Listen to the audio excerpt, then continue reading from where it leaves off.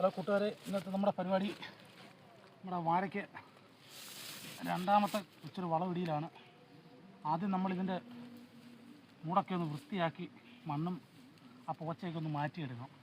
മാറ്റിയെടുത്തതിന് ശേഷം NPK വളം, അതായത് നൈട്രജൻ അതൊക്കെ ഇറങ്ങിയ വളം, മണ്ണിന് നല്ലതാണ്.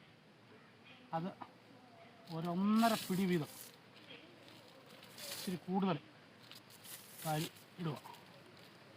അതിനുശേഷം നമ്മൾ ചെറുതായി മണ്ണൊന്ന് വെട്ടി അടുപ്പിക്കണം. ചെറുതായിട്ട് മണ്ണൊന്നും ഈ വളമൊന്ന് മറഞ്ഞ് കിടക്കാൻ വേണ്ടി മാത്രം. എന്താ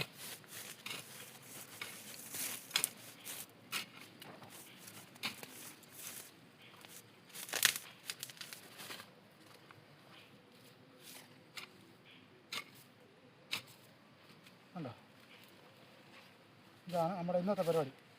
ബാക്കിയുള്ള ഈ വാഴയ്ക്കും എല്ലാം ഇടണം. ശരി, പിന്നെ കാണാം.